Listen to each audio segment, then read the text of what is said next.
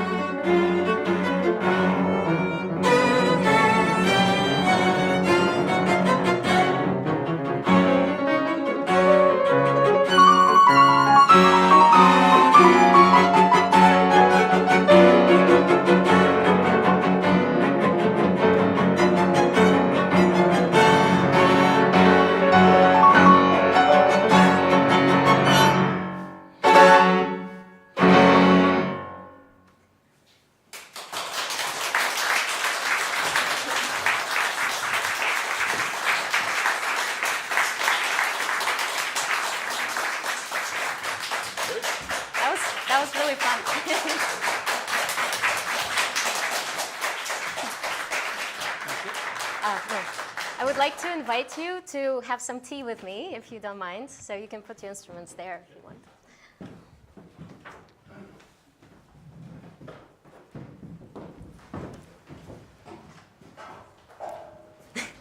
Any seat. Quartet style. So today we're doing something different, and I would like to offer you some tea. Right. And do you drink tea? Sure. Actually, you made me very delicious tea the other day before rehearsal when we were having breakfast at 8 o'clock in the morning. After your international trip. Exactly, after I came back from Israel the night before. That was fun. And Richard is an amazing waffle maker. So tell us how you learned where to make waffles like that. It was on demand. I have two little girls. I have a 5-year-old and a 7-year-old, and they wanted waffles for breakfast. So Daddy So figured out how every to make day. waffles. And those were very good. So where do you get your recipes? On the internet. On the internet. That's just as complicated as I can handle. Well, it was delicious. So cheers Cheers. to Mendelssohn and Brahms. Tea time. So you guys, oh yes. Perfect. You like it? Good. So I want to talk to you about your adventures with, you're playing in one of the world's greatest orchestras. And it has such tremendous history, and people all over the world just love the recordings. And when you travel so much all over the world and you have tours and everybody comes and all they can talk about is how fantastic Chicago Symphony is. So I want to know what it's like from the perspective of the musicians and what your stories are being in the orchestra and also about your life. So Richard, you started playing, you were very young, you were 4 years old, right? And you were studying with your dad, as I remember, right? Well, Or... our family, I come from a small town in Missouri, and my parents are both musicians. My mom was a church organist, and my dad was an amateur cellist. Okay. And when I was 4, I started on your instrument, and after that Mendelssohn, I sure am glad I switched to the cello. I think I had a few 100,000 less notes than she did. But my sister, who joined us today from St. Louis, was more gifted on the piano. And it's hard for a big brother to tolerate a little sister who outshines him on an instrument. So I quickly shifted to my father's instrument. Well, not so quickly. I was about 9. Mm-hmm. I switched to the cello. And so it was a family hobby. And my dad was my first teacher. But from hobby, it turned, at what point it turned into something more than a hobby? It wasn't a hard transition. One thing led to another. As I said, I came from a small town, and most people were athletic, and I wasn't. And our family just liked playing music, and we always did. And I had a cello teacher in St. Louis after some time, who was a Soviet emigre. He was from Odessa. And when he was settled in the United States, Leonard Rose, who was an eminent cellist at that time, helped him get settled in the United States. And so I was going to a music festival in New York, and the conductor of the Youth Symphony said, well, you should really go to a summer music festival where you could play chamber music with other kids your age. And my parents said, okay. So they sent me to the music festival, and my cello teacher said, well, if you're going to New York, you must play for my friend Leonard Rose. Well, I didn't know why I was going to New York to play for Leonard Rose, but I did what my teacher told me to do. And we went, and I unpacked my cello in his living room, a few feet from his knees, and I played some for him. And he said, well, Richard, do you want to be a cellist? And I said, I guess well, so. the I'm main not thing playing is- any sports, so might as well be a cellist, right? I don't know. I said, that's the main reason I came to play for you. I'd like to know, do you think I'm good enough? And he said, well, if you come and study with me, I'll make sure you're good enough. No. So that's what I happened. guess that was the most And so pivotal then you moment. ended up in Juilliard.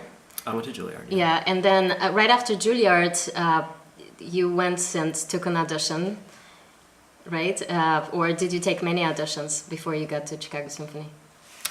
Well, I took 3 auditions. I took the audition for Chicago when I was getting my master's degree, and it was a very cold experience. I went and I played, and they said, thank you very much. And then the lady came after a few people, and they said, well, nobody from your group advanced. I thought, that's it? and I thought, well, gosh, I thought my concerto was pretty good. So I went and I started having lessons on orchestral excerpts, and I found out there was quite quite a lot behind that I was unfamiliar with. So then I took an audition for the New York Philharmonic, and I made it. At least I made it to the finals on that.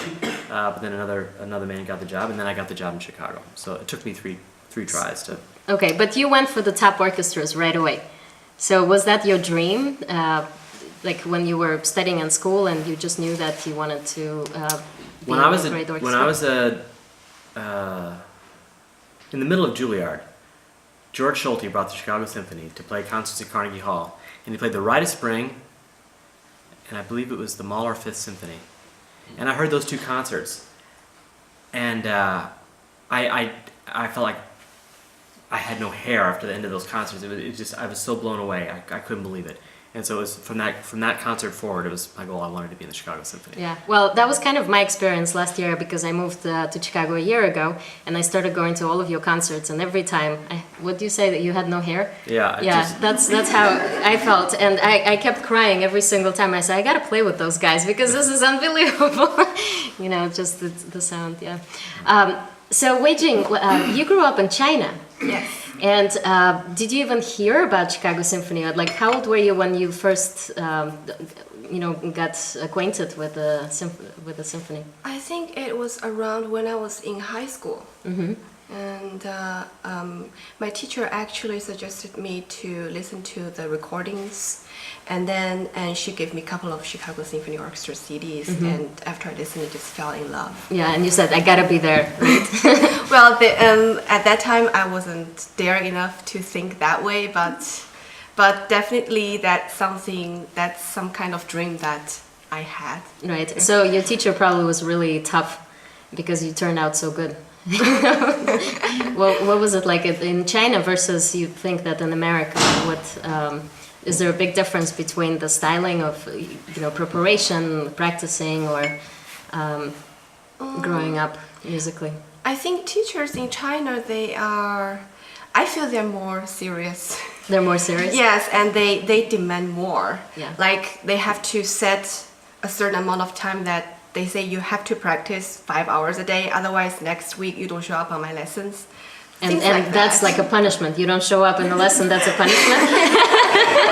No, if they can actually tell from your practicing, like if you obey their rules or... So how do they punish you if you don't obey?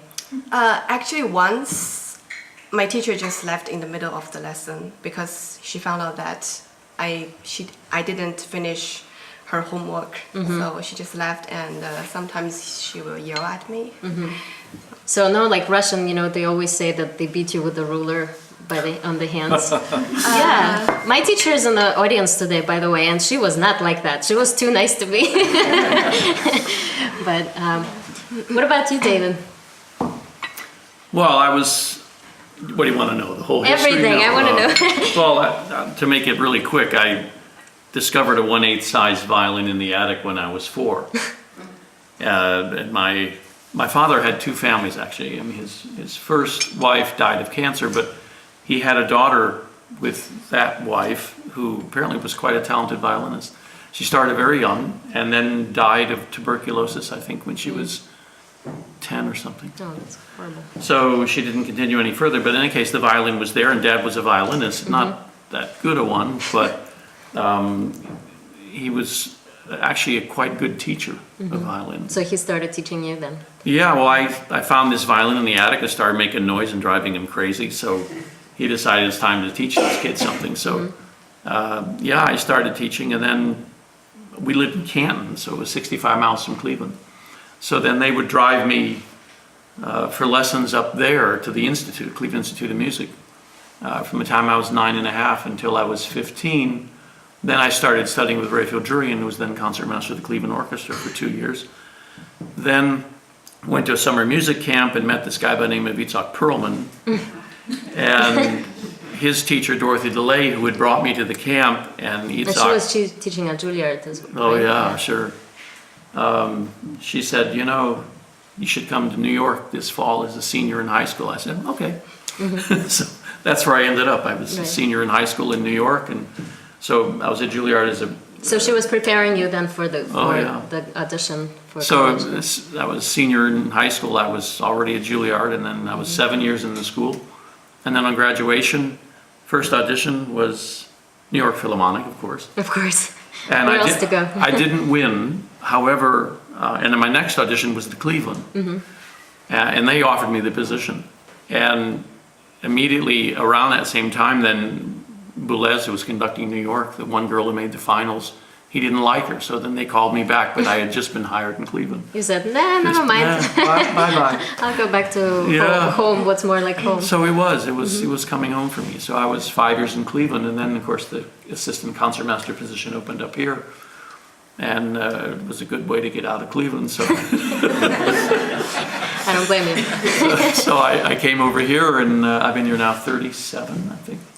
Came in 1979. So in your time with Chicago Symphony, there were major conductors, there were always major conductors, but there was 3 conductors that you worked with, right? I was hired by Schulte, and then after him, of course, Barenboim, and now Muti. Right. How do they differ from each other in their style and their... How much time you got? like the first thing that comes to mind. Well, you know, Schulte was Hungarian. I'm half Hungarian. And That explains what the Brahms were playing later. well, they're often fiery as musicians, you know, the temperament. And Schulte, everyone knows he was a very fiery conductor. So I would say he was principally a rhythmic conductor. It had phenomenal rhythmic poise and drama in what he did. Then Barenboim came along, and as different as night and day. A trained pianist, of course, great pianist, and his whole approach was much more relaxed. He took off the hard edge, made everything rounder and more European in a way, more subdued. But the orchestra always had, you know, the brass and the great power that the orchestra is famous for. Then Muti, of course, followed him, and Muti is great. I mean, the orchestra loves him. We have so much fun with him. He's a born comedian, as well as a great conductor. Yeah. But rehearsals are just so much fun. But he's, I would say, he's an extremely cultured musician, and so his approach to music is very lyrical, very much what a singer would do. Do you think, you know, I remember in Russia, there's so many conductors who were super demanding, but they almost had this kind of power that they can rule the entire orchestra and tell everybody what to do, and everybody was supposed to obey. I find that in America, especially lately, you know, in the past, I don't know how many years, but there's more respect, kind of like mutual collaboration. It's more equal orchestra with the conductor, and the conductor is there to kind of, so basically not dictatorship, right? Like this is my way, or do you guys experience that through all the people who come to conduct you, because you have so many guest conductors? Do you feel like Europeans or Russians have this tendency to be like more dictatorship-like, or I don't know if dictatorship is the right word, but like kind of more demanding? And I think it's very hard for them to get away with that now, because, you know, with Right. the unions and with, yeah. I mean, it's a fact. I mean, they'd be strung up. I think the ones that are most successful at it do it most with the force of their personality. Yeah. You know, there's some that just, for instance, Bernard Haitink is one of the most mild, humble, graceful human beings on the planet. And yet, you can hear a pin drop in his rehearsals. I mean, he commands so much respect with so few words, it's almost chilling. Right. And then there come some that just talk, and, you know, nobody hears a word they say. You know, Right. so you what- find on both sides of the podium. And Muti, as David so beautifully described, and has the best of both. When he tells a story, I don't think he tells stories. I think he tells parables, because he at the same time it'll be something that'll completely illuminate your understanding of the music.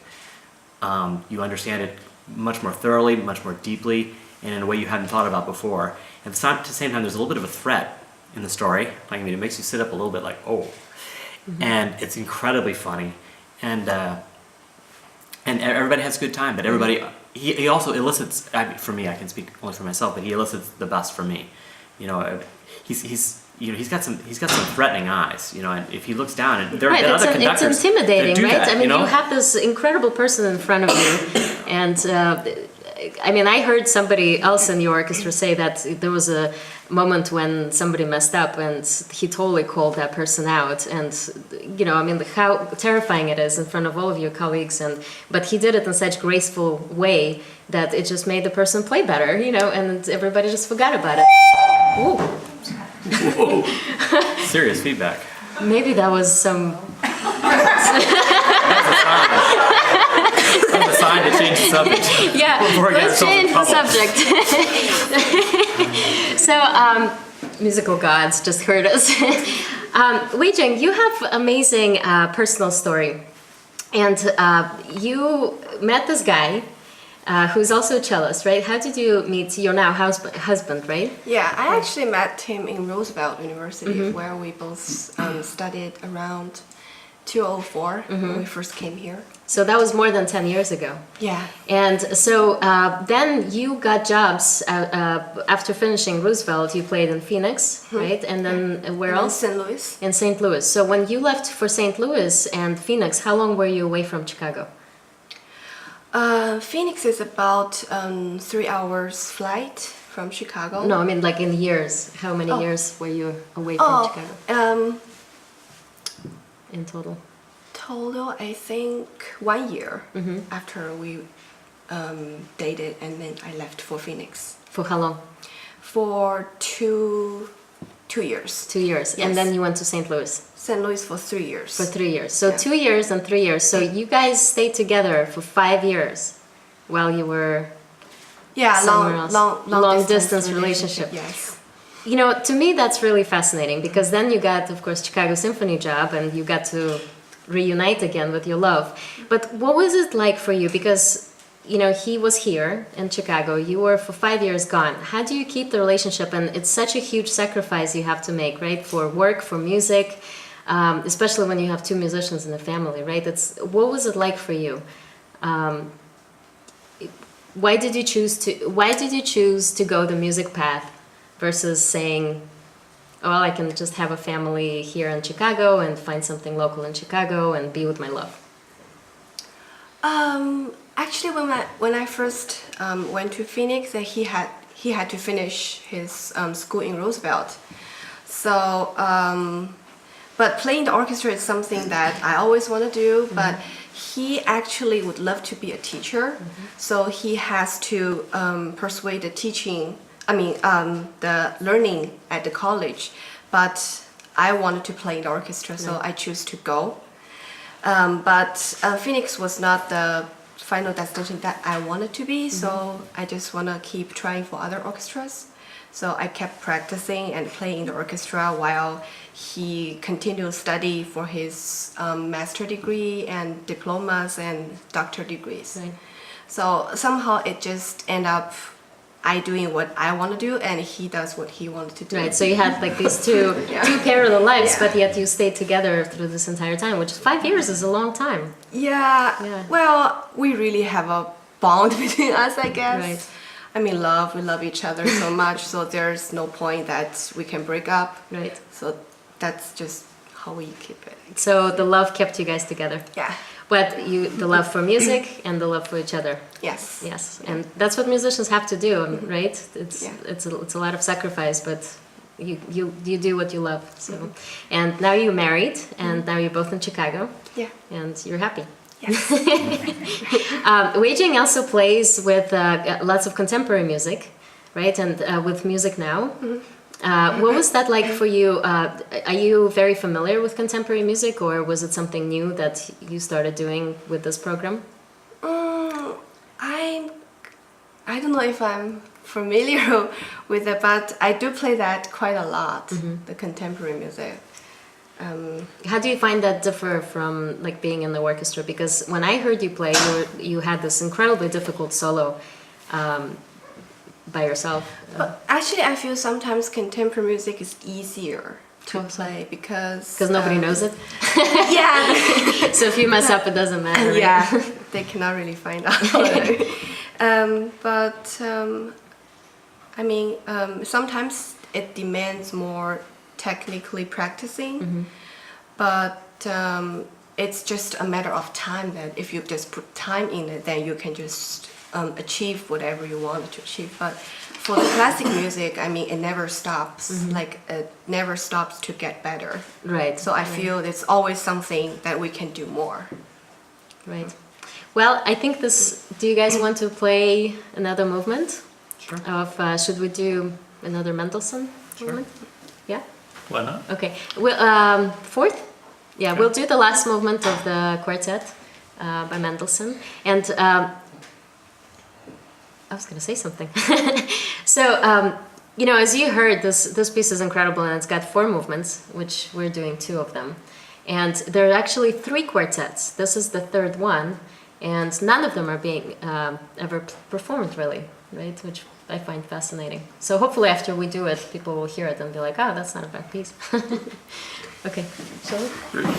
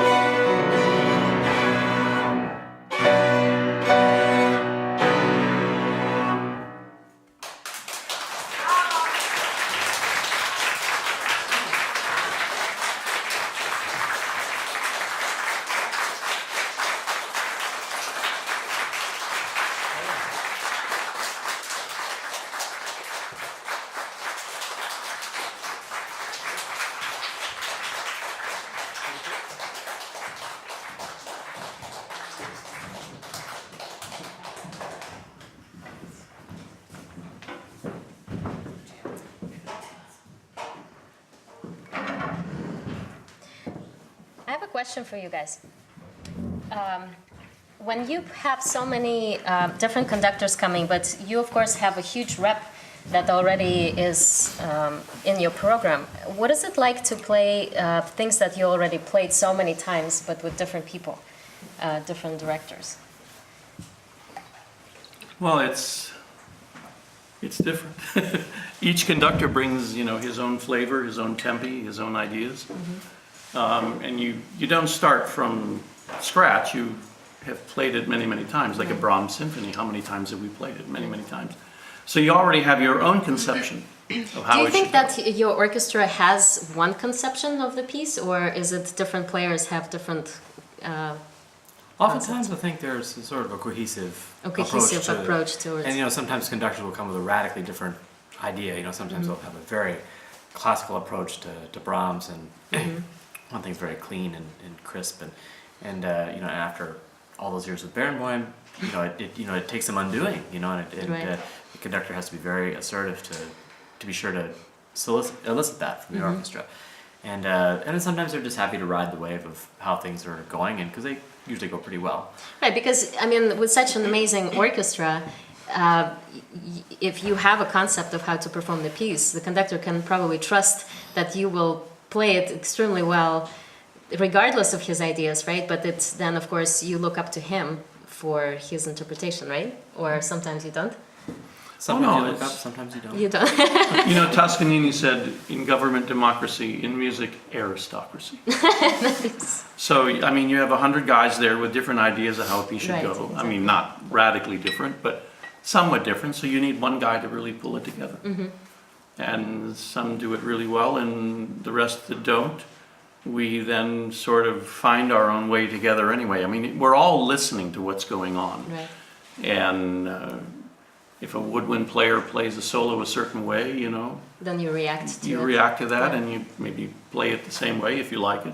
Does it feel like a big orchestra, big group, or does it feel sometimes like chamber group? It's chamber music on a large scale. The more one listens, the better it is.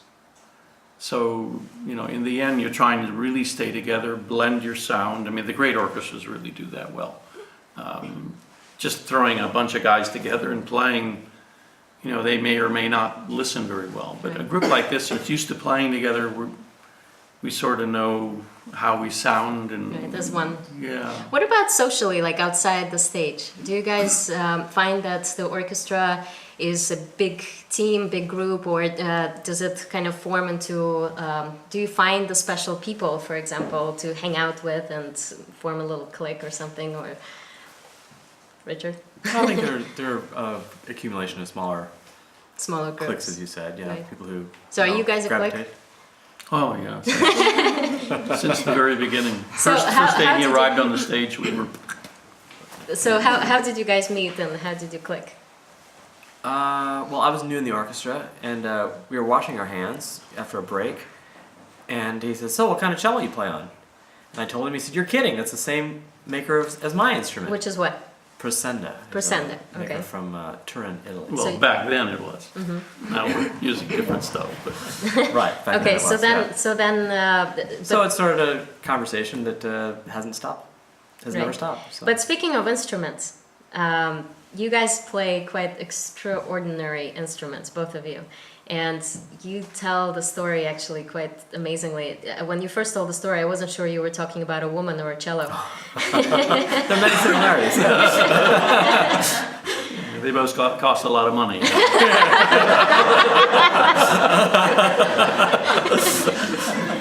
So tell us, he's blushing.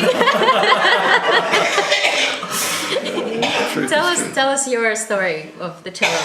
Well, I went through an odyssey with instruments. The very first instrument that started our conversation with my friend David turned out to have been not made where it was attributed. It was a fake. It was a straight out fake. And how much did you pay for it in the first place? How much did you pay for a fake? A lot. They're very So expensive, do you but get then- money back, like when you say, "Oh, it's a fake," and I paid all that money for it? No, you're just, it's just out of luck, yeah, right? out of luck. So then I went from my fake to an instrument that needed a lot of repairs, which was the only reason I was able to afford it. It was an old Italian instrument, and but it needed a tremendous amount of work. But the man who sold it retired in Florida from the St. Louis Symphony, interestingly, and he had a gambling debt that he really had to pay. And he had this cello that needed a tremendous amount of work, so enter Herschel, who needs a cello. I thought, that's what I'll do, I'll get that old Italian. And it was a genuine Ruggieri instrument. It was made in Cremona, which is the cradle of great makers. And I spent $100,000 and waited 5 years to get it restored. And I got it back, and it didn't suit me. It tries on You my... wait for 5 years. I and waited then it's 5 like, years, and it just... I tried so many different ways to make it work, and it was just, it's like you said, it's a marriage, and sometimes, just because it's Christy Brinkley doesn't mean, it's a life of happiness,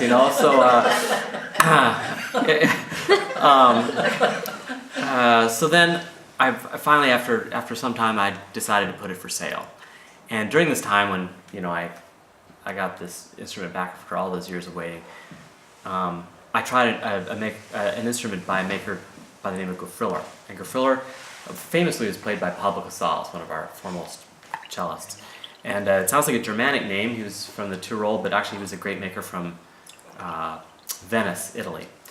And I just fell in love. It was such a great instrument. And there was a point at which I thought, my wife thought, we should sell everything we had, down to the shirt on our backs to get this cello. And I thought, no, I just can't do that. So then a few years went by, and I decided to sell the Ruggieri. And one night I said to her, the best that could happen is if I could find an instrument by that maker that has a flaw that devalues it. That would be fantastic, wouldn't it? And I said, oh yeah, wouldn't that be great? Well, of course I had to sell the cello, which is no small thing. Not many people are in the market for cellos, very expensive ones. And we went on tour to London. And we just had our first child. Our baby was, not a year old.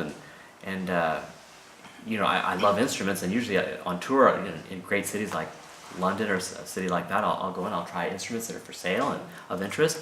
But we had the baby, and I wasn't going to do that. But I sat down to breakfast in London, and I opened the Times of London, and on the inside, the front page of the paper, there was a quarter of the page was a picture of a cello that was being sold, and it belonged to the sister, Ian Fleming, who wrote 007 stories, the 007 stories. Amaryllis Fleming is her name. And it was being sold, and I said, oh my gosh, so here's a fabulous Strad cello, it's being sold at auction, I'd love to go see that. Well, the baby was great and easy to travel with, so I went and I played the Strad. And the man who was selling it came and said, so what do you think of the Strat? And I said, well, I'm so glad I got to play it. It's a beautiful instrument. I said, but it's not really, it doesn't resonate with me. I said, oh, really? He said, well, we have the world's finest example of another maker from a great city. So would you like to see that? I said, yeah, I'd love to see that. He's a famous maker of cellos, and he brings it out, and I play it for a while. I said, well, now what do you think of that? I said, well, the sound of a Tekla has just really never been for me. It's kind of a reedy, angry sound. I said, I said, you don't like the Strat? You don't like the Tekla? What do you like? And I said, actually, the sound of the cello that always appealed to me was a Grafriller. And so then a few minutes later, he walked through the door without cello. And I said, oh, no. I said, what? And I said, oh, that's a Grafriller. And he said, well, how did you know? And I said, well, I can tell by I can tell. And he said, well, you might be surprised because it has this flaw that devalues it. It was exactly what I had. So I thought, oh my gosh, if only I could just, if I just, climbed to here in the financial realm, I could just get there if my cello would sell in Chicago. Well, I got back to Chicago, and a woman from New York started showing some interest, and darn if she didn't buy it. And I called the guy in Atlanta. I said, you still have that cello? He said, we just got a price on it. We just arranged a price. I said, I'll buy it. That's it. So it was just like I was touched by an angel. Yeah. And how cheap was this? How cheap was it? A mere bag of shells. And you play on an incredible instrument as well. Tell us about your instrument. Yeah, well, I've been investing in violins since my first job in the Cleveland Orchestra in 1974. And this is what I was going to ask you. Since our audiences, most of them don't understand how expensive they are. Would you tell us, approximate? We don't want to know how much your cello costs, but approximately, what do these instruments go for? When I was young, when I was a kid, you could buy a Stradivari for $25,000. Okay. that same fiddle today will sell between 6 and 18 million. Million. 6 and 18 million dollars. Yeah, the majority are right around 5, 6 million, and then there are a number of them which go up into the 10 range, and then the absolute creme de la creme, you're going to find them up in the teens. So my question is, why are they so expensive? Why do they have such incredible investment capacity? Because nothing else. I mean, pianos, for example, completely opposite. Well, sometimes they go in value, but most of the time, old piano is an old piano. Why string instruments go so high, so much higher? Well, it's supply and demand. I mean, most of these are made in the 16th or 17th century. What makes them so good, though?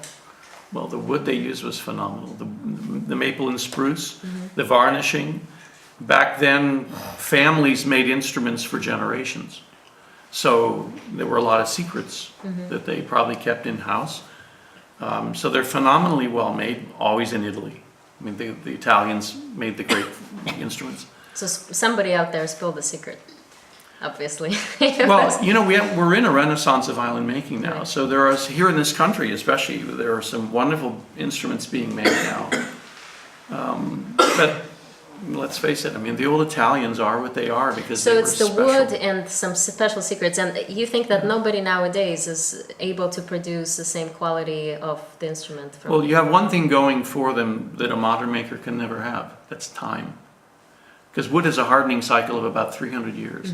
And those Strads and Guarneris are right now at their peak in that sense. Right. So they've been played for 200-300 years. Right. So it's difficult to know exactly how to assess the importance of that in the sound of an instrument. But there are some wonderful makers now who've learned a lot scientifically about violin making, and there's some nice stuff coming out. Right. So how is it possible for, these violinists, obviously, who buys instruments? People either invest in them, right?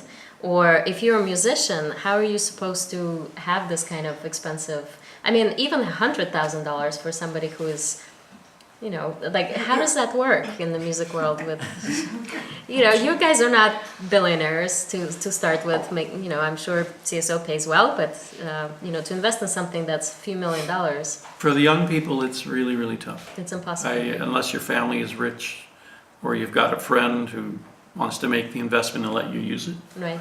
Otherwise, it's virtually impossible. Because, I mean, if a normal Stradivari is 6 to 10 million, then the second tier or third tier are down around 2 million or maybe 1 million.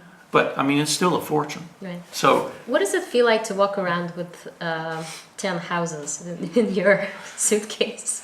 well, you don't tell anyone. But most of the time, Not even your neighbor. most of the time when you're on the street, Maybe especially your neighbor. when you see David on the street, he's probably not carrying that because I'm sure you have a backup violin as well. Well, if you'd have told me when I was in college that I'd be playing on 2 Guadagninis, I'd have said you're out of your cotton picking mind. Right.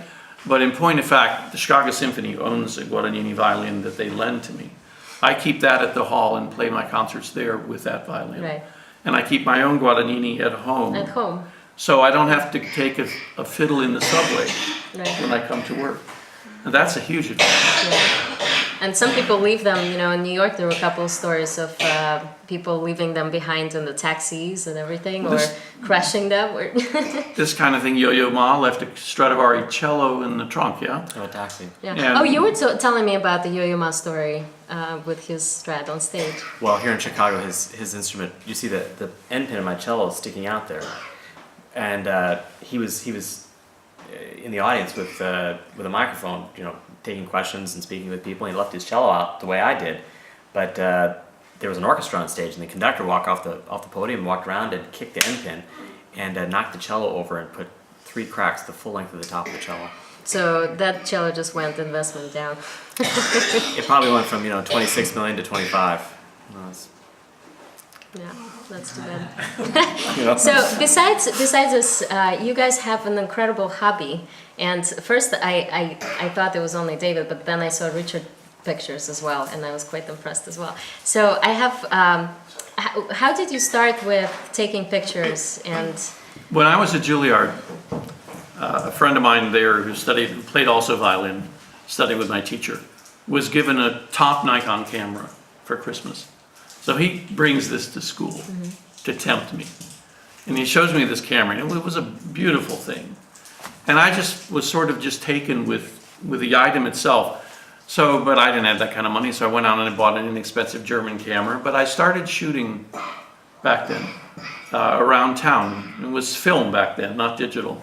But I started shooting and liked it, and then I always thought, as soon as I get a good job, that'll be one of the first things I got. And that's what you got? So when I got the job in Cleveland, that's one of the first things I bought. So I bought a decent camera, and then as the years progressed, I studied a lot and shot a lot, and of course we tour the world at someone else's expense. Right. So How many countries have you visited with CS?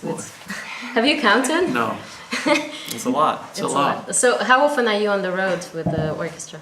Typically, they do a tour a year. One tour a year. every And other how week long also do they go to New last? While you're on tour? 3 weeks. 3 weeks. 2 or 3 weeks. Yeah, and where haven't you been? That's probably We've never amazing. been to Africa. Okay. We haven't been to Cuba. But that's probably going to change soon, right? Yeah, Probably. Muti wants to take us to Cuba. He does, But yeah. we've been outrun now because Minnesota just got I that. know, they beat you Yeah. guys. We have been to Australia, but only once. There are countries You in told me you Europe that haven't been we've to never Israel. been. We've never been to Israel. Yeah. We had a chance to go to Dubai, wasn't it? And something fell Something through. fell It didn't happen. Do you get to bring friends with you? Sure. Or family? Sure. What is that like? Expensive. You mean CSO doesn't pay for your pleasure? No, they certainly don't. But on the other hand, if you're going over anyway, I mean, if you can bring your wife along, she can stay in the hotel Right. with you, and they charge a pittance to house one more. So Yeah. it's wonderful. It's really great. Well, I would love to share with our audience some pictures that you guys have been taking, because I'm sure every time you go, there's some kind of story, and you visit the most incredible places on earth, and you capture it. And so I want to hear the stories.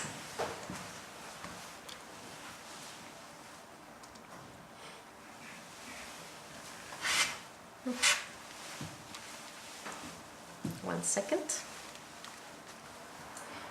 Oh. All right. So that's Richard's, right? And Well, I sent this picture to you, but actually David took the picture.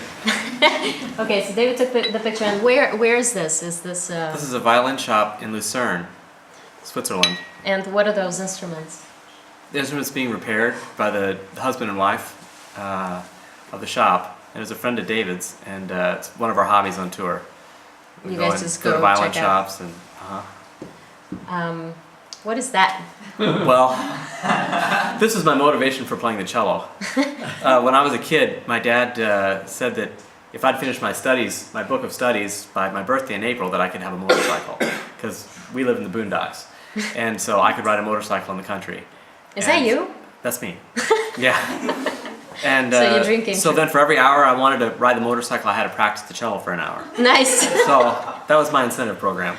So, Do you still ride now? well, I had one for a few years. I relived my youth with that bike, but I don't have it anymore. Not anymore. Now I know where that is, You know because that I grew place. up in that city, and that's the Saint Basil Cathedral in Kremlin. That was one of our most exotic tours and most fascinating. Well, we've been twice. Once with Schulte, and once with Muti. I never thought that Russia is exotic. Like I Oh, wow. always think I grew To up us. there, so yeah.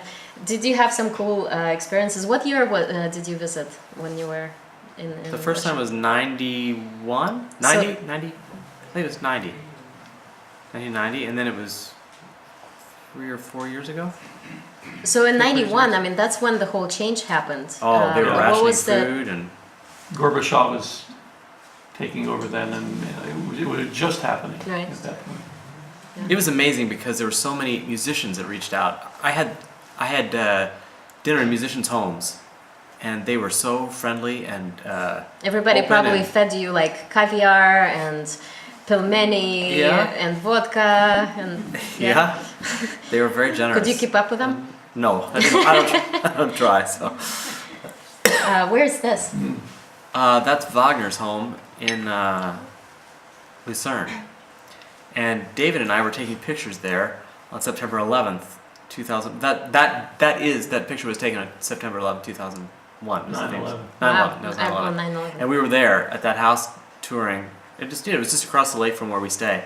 And on the walk back, some people came up behind us and said, "Are you Americans?" I said, "Yeah." He said, "You know, the World Trade Center no longer exists."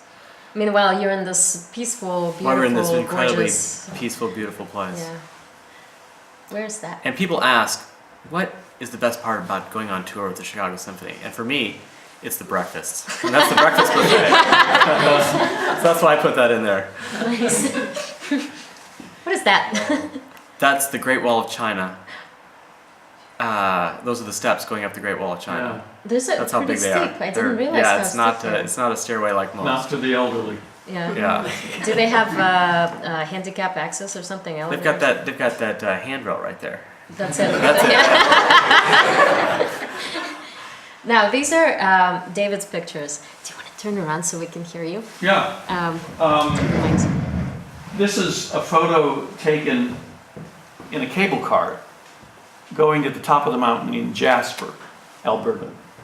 So I was on vacation up there, and I particularly love taking pictures of children. I have a sort of a gift of taking pictures of children, and this gal was there right next to me in the cable car, and with those eyes just saying, "Shoot me." So, Like in a good way, yeah, like a camera. I had to take a photograph. It's just remarkable. What about this one? This little gal was sitting at a table not far from me, maybe 15 feet away in Aix-en-Provence. And I was on vacation down there and pulled out my zoom lens and just started shooting. And she's playing with the sunglasses of her grandfather and just having a great time. She's a remarkably beautiful child. What about these guys? This is in Tokyo on a train. And when you put your camera up to shoot, they're going to hide. So that's what they're doing. They're hiding from it. They're loving it, but it was quite remarkable. Now, in order to take this shot, sitting across from them, I had to put the camera on my knee and just shoot automatically, because they won't let you do that. They'll hide, you know. So they sooner or later figure out I must be shooting, but they let me go on doing it because I wasn't breaking protocol by, you know, putting the camera on. You got so many of them there. Yeah, this was a group of kids posing in a museum in South Korea. They actually were posing for you? Not for me, For for somebody someone else. else. And they were just great. Remarkable. This is in at the arts fair, either last summer or the summer before. This is Richard's daughter. Yeah. That's your daughter. He wanted to put some shots on the wall, so she's wearing my hat. Yeah. Richard, And, actually, speaking of your daughter, it was funny because when we came to rehearse together, and she always, first thing she does is she goes to her cello and takes it out immediately. And I asked her last time, I said, "What's your cello's name?" And she said, "Sleepy." Oh, that's all right. Yeah. And you know, my question for you is actually, how do you feel? Like, would you want her to follow in your footsteps and become a cellist? You know, I've thought about that from so many different angles. I just have to Let it happen. see what's in the cards. I don't know. Yeah, See, but I mean, so I far think she has as a a natural enthusiasm, so I'll. right. I mean, she loves it so much. She just brings it out immediately. Look what I have. It's a sleepy. Yeah. It's sleeping in my case, and now I have to take it out. And she kind of plays with it. But you know, as a parent, I mean, you know what it's like and how difficult it is to be a musician. Mm-hmm. And the question is, you know, if you pursue and you're in control of either she takes lessons or if you allow her to practice as much as she wants to, or you know, or the opposite.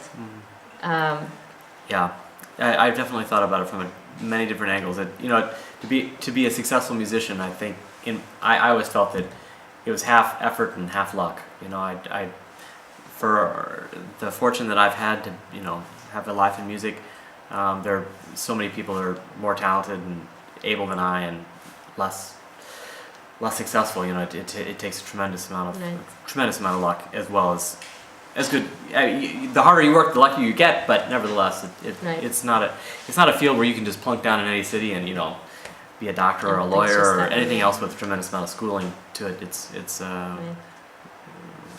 challenging. Yeah, it's So a challenge. to answer your question, I don't know what to hope for there. But she seems to like it, so I'll let her. I'll definitely support her. Sorry.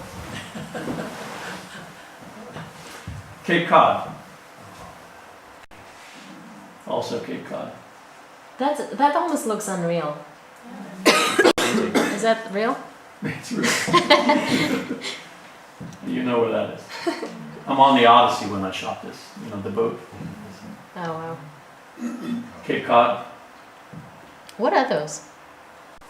They're balls for Christmas tree. Oh, right. Yeah. Just on the light. That's absolutely beautiful. Maine.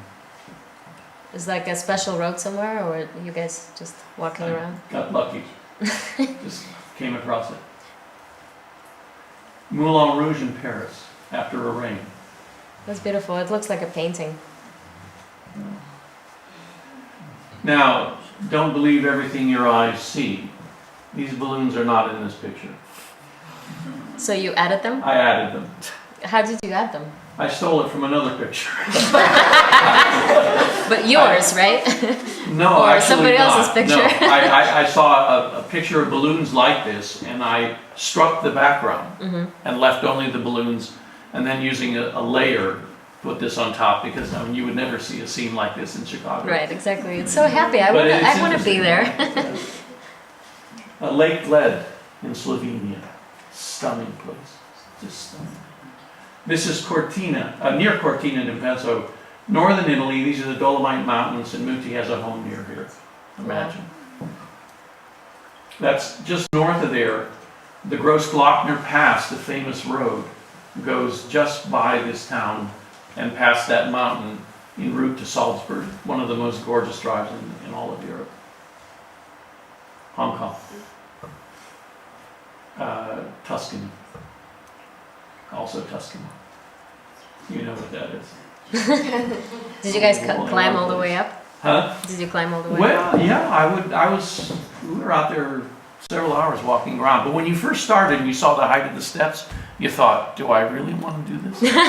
I mean, it was a bit exhausting, but it was also fun. Yeah, it was amazing. Paris. Versailles. Banff in Canada. And what is this? This is just a statue in a store, and the lighting coming in on the face was so remarkable that it just really caught my eye. This is in Rio de Janeiro. Looks like they posed for me, but actually I was just there at the right time. You were sneaking up on them. Yeah. This is my wife, Michelle. She's a violinist as well, right? Yeah, she's a violinist. That's how we met. She came to study with me. Oh, nice. Yeah. I want to hear that story. Well, after 4 months, she invited me to dinner, and 3 days later, I popped a question. Nice. So That's how you guys do it. it happened pretty fast. Is she still Yeah. studying with you? Not much now. No. Once you're married, those things go bye-bye, you know. But she does some, yeah. Yeah. New York, Central Park. Venice. I love this guy. He's so cute. Yeah, this is one of my favorite photographs. He's long gone by now. This is one of the oldest photos you're seeing. And he was drunk out of his mind. and I asked him to pose for me, and he did. And Could he stand in one place? Yeah, this is near Mittenwald, if you know where that is. Yeah. Backstage Tokyo. After a concert, we did Rite of Spring, Did and they that? used these for props. Oh wow. There was, Cool. Paris. I love this. This is so magical. It's unreal. Yeah, it's Paris, Notre Dame. I love the color, how it's black and white, but yet you've got this on the cafe, the light. Yeah. That's what's our park right near Chicago in the wintertime. You know who he is. This photo, a woman had given him this stuffed lion, and he being Leo, Leonard, posed for me to get this shot in our hall and Henry Fogel said it's the best shot of him he ever saw. And I love this shot. It's really a great shot. I call this the walk into oblivion. I took the photo of the bride and groom in Venice, and then the rest of it, the round thing, you may notice this is from Cheesecake Factory here in Chicago. Joining two rooms. You remember there's that sort of, you look through and there's sort of an opening. Well, I superimposed the one on the other. I remember that I sent you that one, maybe it's not you that. This is taken on top of my piano in my living room. This is a Venetian piece of glass after a rain, and I just like the effect of it. But that's again, that's Mount Pilatus there on 9/11. You can see the man in the mountain though, you know, if you turn your head to the left, you can sort of see the nose and the mouth and the eyes, and it really almost looks like a person. This is Nice, southern France. This is Vienna. That's not me, by the way. Yeah, I was gonna say, is that your side job on tours? Yeah. Yeah, so these are all the pictures, and you know, it's incredible, but you also told me about the time when you stayed in Brahms's Oh yeah. Is it the hotel or is it the house? Well, there's a hotel in Perchok in Austria, in southern Austria, where Brahms and Mahler used to spend 3 or 4 summers. Mahler even longer in that area. And the manor or the little hotel where Brahms stayed now rents the room where he stayed. So Michelle and I spent the night there. What was it like? Did you feel the ghost of Oh, Brahms? he talked to me there while I was... did? No, I'm kidding. What did he tell you? He said, give it up, give it up. But you did listen to him. That's But dangerous. it was most remarkable. Of course, the violin concerto was written there. The Second Symphony, the G major sonata. So 3 of his greatest works written right there in that town. It was just remarkable. Yeah. Do you guys, I mean, do you feel sometimes when you travel that you're living in a dream? And if you think of yourself as little kids, and here you are now, traveling the entire planet, taking these beautiful pictures, what is it like for you? Like, do you wake up in the morning and pinch yourself and say, wow, this is a dream? Or do you sometimes want something else? And you realize, okay, we've achieved this amazing dream that we've had when we were kids, but now things change and you want something else, or maybe there's something that you haven't done yet. I've never hoped for a different life, and I've always felt incredibly blessed to spend a life in music, because it's something where you can never really quite feel like you've done it all or done it as well as you can or should, or there's always another level, as Wei Jing was speaking about these pieces. You know, you play a piece and there's always another level you can achieve and hope for, and you can be inspired by another performance or possibility of another performance, and so it's a very satisfying both just, you know, life in the music and the places that music tends to bring you. So, and the friendships that emanate, and it's a rewarding life. It's a rewarding life, happy life. I don't think you ever get over it. Yeah. Not a group like this. And the best part of it are the people. Yeah. I mean, this is a fantastic group of people. Absolutely. And those friendships and working with the conductors, and you know, it's like a dream to be part of it all. Yeah. We have some questions from the audience that we would like to take. Jonathan Alvin on Twitter asks, do any of you pull inspiration from other art forms like film? If so, what? Oh, I know. Wei Jing should answer that.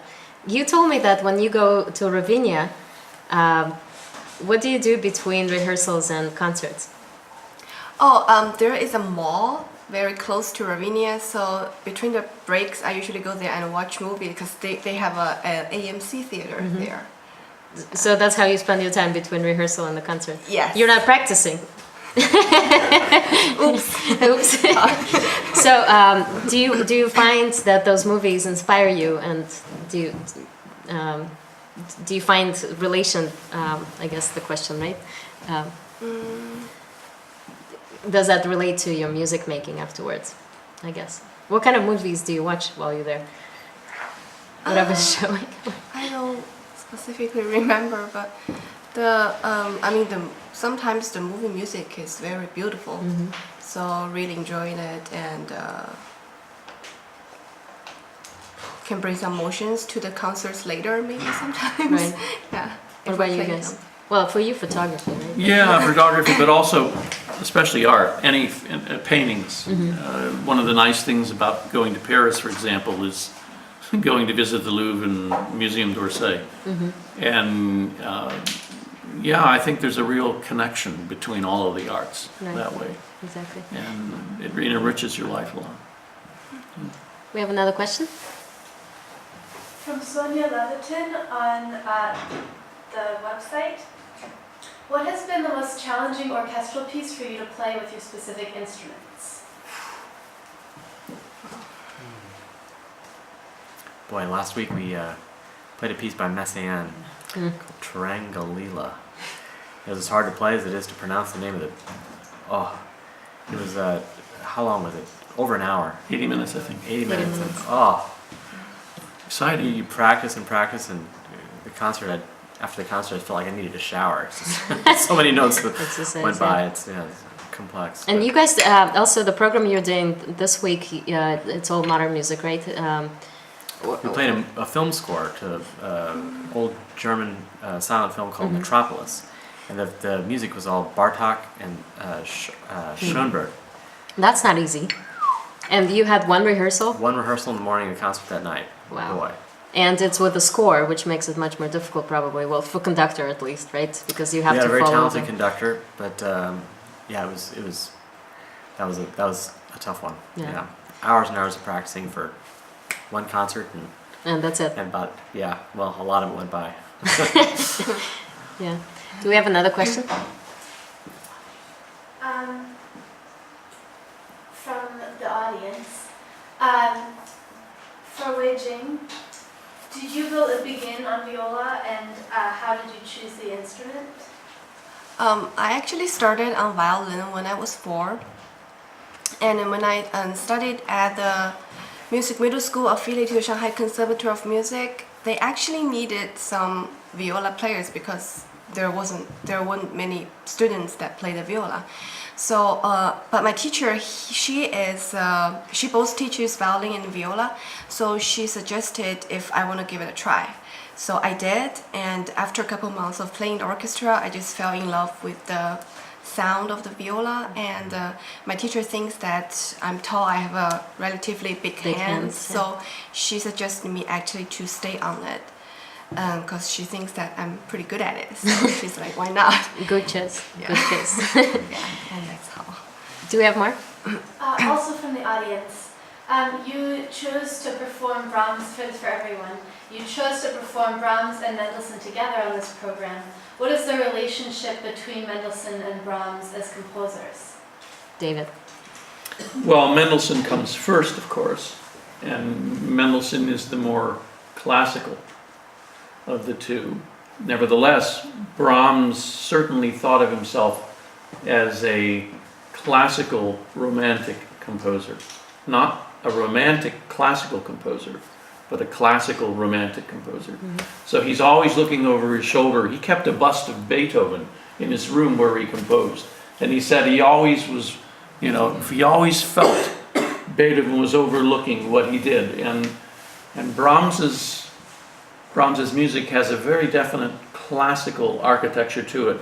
And the proper interpretation of Brahms, I think, follows very much the old maxim, you must interpret classic music romantically and romantic music classically.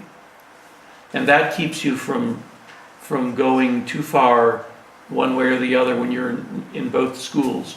So Muti told us something I never forgot, and that was the first performance of the Brahms Requiem, with Brahms conducting in Vienna at the Musikverein.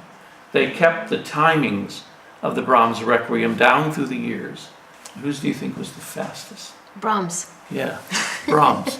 And the danger today is to play Brahms very slowly and broadly and, you know, like sipping a fine wine where you just don't want it to go down too fast. There's some truth to that, but nevertheless, we know from Brahms's performances, they were faster than we do today. So that would lend the argument that he's more classical than we think, but nevertheless, Mendelssohn reaches further back towards, you know, Beethoven and Mozart than Brahms does. Well, I'm very excited about performing with you on June 3rd. And the audiences, if you're watching, and our dear guests here, on June 3rd, we're doing the entire works.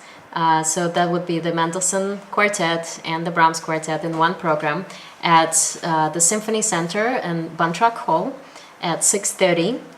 And it's called the All Access Chamber Concert Series, and I hope you can come and join us. Make reservations with the box office soon. So should we play a little bit of Brahms?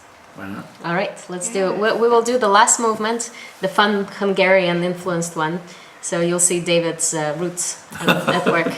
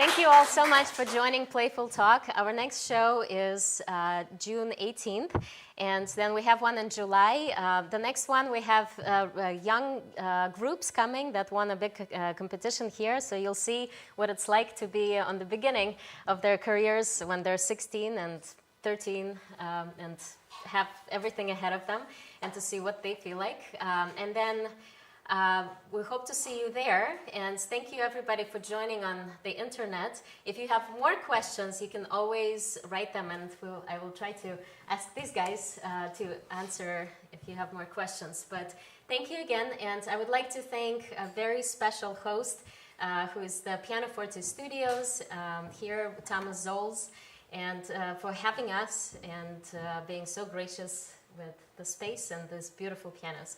So thank you again, and see you soon.